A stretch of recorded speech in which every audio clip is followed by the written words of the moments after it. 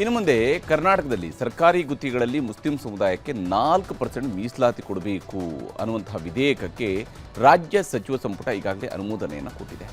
ಈ ಅಧಿವೇಶನದಲ್ಲಿ ಈ ವಿಧೇಯಕವನ್ನು ಮಂಡಿಸೋದಕ್ಕೆ ರಾಜ್ಯ ಸರ್ಕಾರ ನಿರ್ಧಾರವನ್ನು ಕೂಡ ಕೈಗೊಂಡಿದೆ. ಈಗಾಗಲೇ ಬಜೆಟ್ನಲ್ಲೂ ಕೂಡ ಇದರ ಘೋಷಣೆ ಆಗಿದೆ. ಈಗ ಈ ವಿಚಾರ ಪ್ರತಿಪಕ್ಷ ಬಿಜೆಪಿಗೆ ಬಹಳ ದೊಡ್ಡ ಅಸ್ತ್ರವಾಗಿ ಸಿಕ್ಕಿದ್ದು ರಾಜ್ಯದಲ್ಲಿ ಮಾತ್ರ ಅಲ್ಲ, ರಾಷ್ಟ್ರ ಮಟ್ಟದಲ್ಲೂ ಕೂಡ ಈ ವಿಷಯವನ್ನು ಮುಂದಿಟ್ಟುಕೊಂಡು ಕಾಂಗ್ರೆಸ್ ವಿರುದ್ಧ ಮುಗಿಬಿದ್ದಿದೆ. ಎಲ್ಲ ಮೈನಾರಿಟಿಯಿಂದ ಎಲ್ಲರೂ ಸೇರ್ತಾರೆ. ಬಿಜೆಪಿ इसका विरोध करती और करेगी. ಬಜೆಟ್ನಲ್ಲಿ ಘೋಷಿಸಿದಂತೆ ಸರ್ಕಾರಿ ಗುತ್ತಿಗೆ ಕಾಮಗಾರಿಗಳಲ್ಲಿ ಮುಸ್ಲಿಮರಿಗೆ ಮೀಸಲಾತಿ ನೀಡುವ ವಿಧೇಯಕ ತರಲು ನಿನ್ನೆಯ ಸಂಪುಟ ಸಭೆಯಲ್ಲಿ ಒಪ್ಪಿಗೆ ಸಿಕ್ಕಿದೆ. ಇದೇ ಅಧಿವೇಶನದಲ್ಲಿ ಬಿಲ್ ಮಂಡಿಸಲು ತೀರ್ಮಾನಿಸಲಾಗಿದೆ. ಗುತ್ತಿಗೆಯಲ್ಲಿ ಮೀಸಲಾತಿ ಇತರೆ ಹಿಂದುಳಿದ ವರ್ಗಗಳಿಗಷ್ಟೇ ಇತ್ತು. ಇದೀಗ ಮುಸ್ಲಿಂ ಸಮಾಜಕ್ಕೂ ಮೀಸಲಾತಿಯನ್ನು ಸರ್ಕಾರ ವಿಸ್ತರಿಸಿದೆ. ವಿಧೇಯಕ ಪ್ರಕಾರ ರಾಜ್ಯ ಸರ್ಕಾರದ 1 ಕೋಟಿವರೆಗಿನ ಗುತ್ತಿಗೆ ಕಾಮಗಾರಿಗಳಲ್ಲಿ 4% ಮುಸ್ಲಿಮರಿಗೆ ಮೀಸಲಾತಿ ಒದಗಿಸಲಾಗುತ್ತಿದೆ. ಸಿಎಂ ಸಿದ್ದರಾಮಯ್ಯ ಅವರು ಮಾರ್ಚ್ 7ರಂದು ಮಂಡಿಸಿದ ರಾಜ್ಯ ಬಜೆಟ್ನಲ್ಲಿ ಗುತ್ತಿಗೆ ಮಿತಿ 1 ಕೋಟಿಯಿಂದ 2 ಕೋಟಿ ರೂಪಾಯಿಗೆ ಏರಿಕೆ ಮಾಡಿ ಘೋಷಣೆ ಮಾಡಿದರು.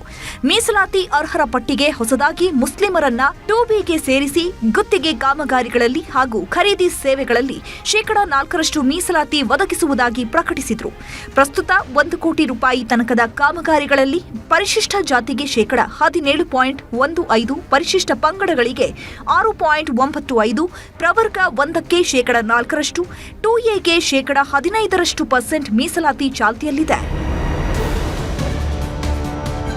Karnataka transparency in public procurement ಕಾಯ್ದೆಗೆ ತಿದ್ದುಪಡಿ ತರುವ ಪ್ರಸ್ತಾವನೆಗೆ ಸಚಿವ ಸಂಪುಟ ಸಭೆ ಅನುಮೋದನೆ ನೀಡಿದೆ. ಕೆಟಿಟಿಪಿ ಕಾಯ್ದೆ 1999ರ ಕಲಂ 6ರಲ್ಲಿ ಮೀಸಲಾತಿ ಒದಗಿಸಿದ್ದ ಕಾಮಗಾರಿ ಮಿತಿಯನ್ನು 1 ಕೋಟಿ ರೂಪಾಯಿಯಿಂದ 2 ಕೋಟಿ ರೂಪಾಯಿಗೆ ಏರಿಸಲಾಗಿದೆ. ಮೀಸಲಾತಿ ಅರ್ಹ ಸಮುದಾಯಗಳ ಪಟ್ಟಿಯಲ್ಲಿ 2A ಜೊತೆಗೆ 2B ಸೇರ್ಪಡೆ ಮಾಡಿದ್ದು 4% ಮೀಸಲಾತಿ ಒದಗಿಸುವ ಪ್ರಸ್ತಾವನೆ ಇದೆ. 2B ಮುಸ್ಲಿಂ ಮೀಸಲಿಗೆ ಸಂಬಂಧಿಸಿದ್ದು 2B ಪ್ರಮಾಣ ಪತ್ರ ಪಡೆಯಲು ಆದಾಯ ಮಿತಿ ವಿಧಿಸುವಂತಿಲ್ಲ ಎಂದು ಹೇಳಲಾಗಿದೆ. ಸಿದ್ದರಾಮಯ್ಯ ಸರ್ಕಾರದ ಈ ನಡೆಗೆ ಬಿಜೆಪಿ ನಾಯಕರು ತೀವ್ರವಾಗಿ ಖಂಡಿಸಿದ್ದಾರೆ. ತುಷ್ಟೀಕರಣ ರಾಜನೀತಿ ಎಂದು ಟೀಕಿಸಿ ಕಾಂಗ್ರೆಸ್ ಸರ್ಕಾರ ಕೋಮು ಆಧಾರಿತ ವಿಭಜನೆಯನ್ನು ಜಾರಿಗೊಳಿಸುತ್ತಿದೆ ಅಂತ ಕಿಡಿಕಾರಿದ್ದಾರೆ. बीजेपी इसका विरोध करती और करेगी. आपको याद होगा कि आंध्र प्रदेश में 4% रिजर्वेशन दिया गया था. आंध्र प्रदेश हाईकोर्ट ने उसको क्वॉश कर दिया. मैटर सुप्रीम कोर्ट में कॉन्स्टिट्यूशन बेंच में पेंडिंग है, क्योंकि religious based reservation is not permissible under the Indian constitution. ಈಗ ಇದೆಲ್ಲ ವೋಟ್ ಬ್ಯಾಂಕ್ ನ ರಾಜಕಾರಣ. ಇದು ಕಾಂಗ್ರೆಸ್ನದು ಗ್ಯಾರಂಟಿಗಳಾಗ್ಲಿ ಅಥವಾ ಇದು ಕಾಂಟ್ರಾಕ್ಟ್ ಆಗ್ಲಿ, ಈಗ ಮುಸಲ್ಮಾನ್ ಬಂಧುಗಳಿಗೂ ಕೊಡ್ತೀನಿ ಅಂತ ಹೇಳಿದ್ದಾರೆ. ಅವರಿಗೆ ಸಂಪೂರ್ಣವಾಗಿ ಕೊಡ್ತಾರೆ, 100%, 100% ಕೊಡ್ತಾರೆ. ಆದ್ರೆ ದಲಿತರಿಗೆ ಕೊಡೋದಿಲ್ಲ. ಬಿಜೆಪಿ ನಾಯಕರ ಆರೋಪಕ್ಕೆ ತಿರುಗೇಟು ಕೊಟ್ಟಿರುವ ಕಾಂಗ್ರೆಸ್ ನಾಯಕರು ಮುಸ್ಲಿಮರ 4% ಮೀಸಲಾತಿಯನ್ನ ಸಮರ್ಥಿಸಿಕೊಂಡಿದ್ದಾರೆ. 4% ಮುಸ್ಲಿಂ ಕೊಡ್ತಾ ಇಲ್ಲ, ಅದು 4% ಅನ್ನೋದು ಸುಳ್ಳು. ಅಲ್ಪಸಂಖ್ಯಾತರಿಗೆ ಅಂತ ಇದೆ, ಅಲ್ಪಸಂಖ್ಯಾತರು ಬ್ಯಾಕ್ವರ್ಡ್ ಕ್ಲಾಸು ಅಂತ ಇದೆ. ಅಂದ್ರೆ ಎಲ್ಲ ಮೈನಾರಿಟಿಯಿಂದ ಎಲ್ಲರೂ ಸೇರ್ತಾರೆ. ಕ್ರಿಶ್ಚಿಯನ್ಸ್ ಸೇರ್ತಾರೆ, ಜೈನ್ ಸೇರ್ತಾರೆ, ಪಾರ್ಸಿ ಸೇರ್ತಾರೆ, ಸಿಖ್ ಸೇರ್ತಾರೆ, ಎಲ್ಲರೂ ಸೇರ್ತಾರೆ. ಅವ್ರ ಜೊತೆ ಸುಮಾರು ಜಾತಿಗಳು ಕೊಟ್ಟರು, ಒಂದೇ ಜಾತಿ ಅಲ್ಲ. ಮುಂಚೆ SC ST ಇತ್ತು, ಬೇರೆ ಬೇರೆ 2B ಏನೋ 4 ಬಹಳ ಸುಮಾರು ಜಾತಿಗಳ ಒಳಗೊಂಡಿದ್ದಾರೆ. ಅದರಲ್ಲಿ ಮುಸ್ಲಿಂ ಕೂಡ ಒಂದು. ಬಿಲ್ ಏನು ಅವಶ್ಯಕತೆ ಇಲ್ಲ, ಕ್ಯಾಬಿನೆಟ್ ಡಿಸಿಷನ್ ಅಷ್ಟೇ ಅದು ಅಂತಿಮ. ಅದಕ್ಕೆ ಬಿಲ್ ಏನು ಬರ್ಬೇಕಂತ ಕೋಶ ಅವಶ್ಯಕತೆ. ಮೊನ್ನೆನೋ ಲಾಸ್ಟ್ ಟೈಮ್ ಅಪ್ರೂವ್ ತಗೊಂಡಲ್ಲ. ಮೀಸಲಾತಿ ಕೊಡಬೇಕು ಅಂತ ಸರ್ಕಾರ ತೀರ್ಮಾನ ಮಾಡಿದೆ.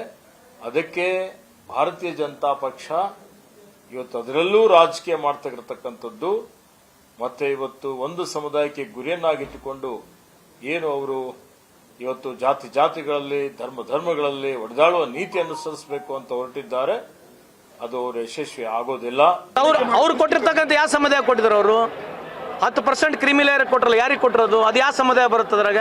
10% ಕ್ರಿಮಿಲೇಯರ್ ಅಂತ ಬಂದಾಗ ಯಾವ ಸಮುದಾಯ ಬರುತ್ತದೆ? ನೀವು ಚರ್ಚೆ ಮಾಡಬೇಕಲ್ಲ, ಇದನ್ನು ಕೇಳಬೇಕಲ್ಲ, ಕೇಳಿ ನೋಡಿ ಅವರಿಗೆ. ಒಟ್ಟಲ್ಲಿ ವಿಪಕ್ಷಗಳ ತೀವ್ರ ವಿರೋಧದ ನಡುವೆಯೂ ರಾಜ್ಯ ಸರ್ಕಾರ ಮುಸ್ಲಿಮರಿಗೆ ಗುತ್ತಿಗೆಯಲ್ಲಿ 4% ನಿರ್ಧಾರ ಕೈಗೊಂಡಿರುವುದು ಬಿಜೆಪಿಯನ್ನ ಮತ್ತಷ್ಟು ಕೆರಳಿಸಿದೆ.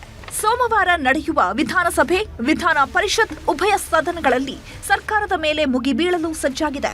ಅಷ್ಟೇ ಅಲ್ಲ, ರಾಷ್ಟ್ರ ಮಟ್ಟದಲ್ಲೂ ಈ ವಿಚಾರ ಕೈಗೆತ್ತಿಕೊಂಡು ಕಾಂಗ್ರೆಸ್ ಹಿಂದೂ ವಿರೋಧಿ, ಮುಸ್ಲಿಂ ತುಷ್ಟೀಕರಣ ಎಂದು ಬಿಂಬಿಸಲು ಪ್ಲಾನ್ ಮಾಡಿದೆ. Hebbaka Thimmegowda, political bureau, news 18.